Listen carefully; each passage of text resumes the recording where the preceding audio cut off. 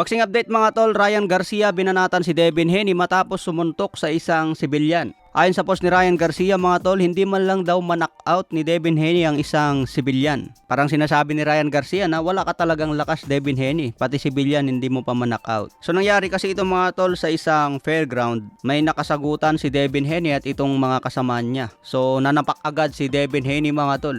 Sinungkit yung mukha ng sibilyan pero hindi naman niya nilakasan, kumbaga sinungkit lang. Sinundan naman ito ng mga kasamahan niya at binanatan na rin yung isang sibilyan. Kumbaga pinagkaisa nila mga tol. So dahil gulo yan mga tol at isang professional boxer si Devin Haney, lumayo na agad si Devin Haney pero nakunan siya ng video. Napag-isip-isip niya siguro na hindi siya pwedeng makipag-away sa publiko dahil isa siyang professional boxer. Isang world champion, lisensyado ang kamao niya. Hindi pwedeng sumuntok yan sa publiko o isang sibilyan. Siguro naisip ni Devin Haney na mali yung ginawa niya kaya naglakad na lang ito palayo. Kaya binabanatan ito ngayon ni Ryan Garcia mga tol. Pero may isa akong napansin dito mga tol yung humarang na sexing chicks. Sa ngayon hawak pa rin ni Devin Haney ang kanyang WBC belt at isang undefeated champion pa rin. Kahit 3 beses na siyang na-knockdown kay Ryan Garcia, isa pa rin siyang undefeated champion dahil sa pagpositive ni Ryan ng gamot. Sa latest update kay Devin Haney, bibigyan ito ng laban sa Riyadh, Saudi Arabia. Sa ibang banda naman, Terence Bud Crawford, posible raw na hindi tatanggapin ang laban kay Beryl Ortiz.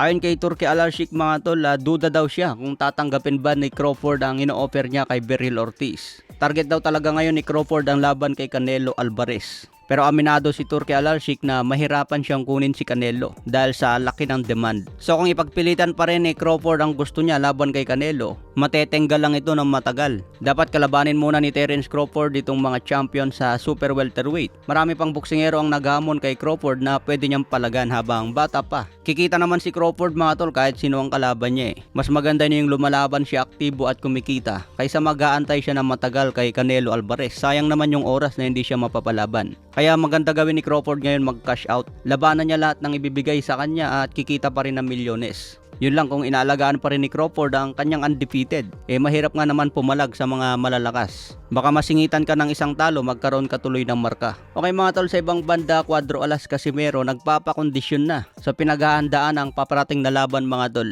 Hindi pwedeng matalo si Cuadro Alas dito kasi mababash siya ng todo. Matatandaan, maraming Pinoy na ang natalo sa Japan dahil sa body shot. So lahat yan kinantyawan ni Casimero kasi nananockout sila sa laban. So sa ngayon, hindi pwedeng matalo si Cuadro Alas. Kasi kung matalo siya dyan, babalik sa kanya yung mga sinasabi niyang lumuhod sa Japan. Kaya kailangan ni Casimero ngayon magpakondisyon. Kailangan niya itumba ang kalaban o kailangan niya manalo. Hindi siya pwedeng matalo dito mga tol. Kailangan niya ipakita na malakas at igaganti niya ang mga Pinoy na tinalo ni Sanchez.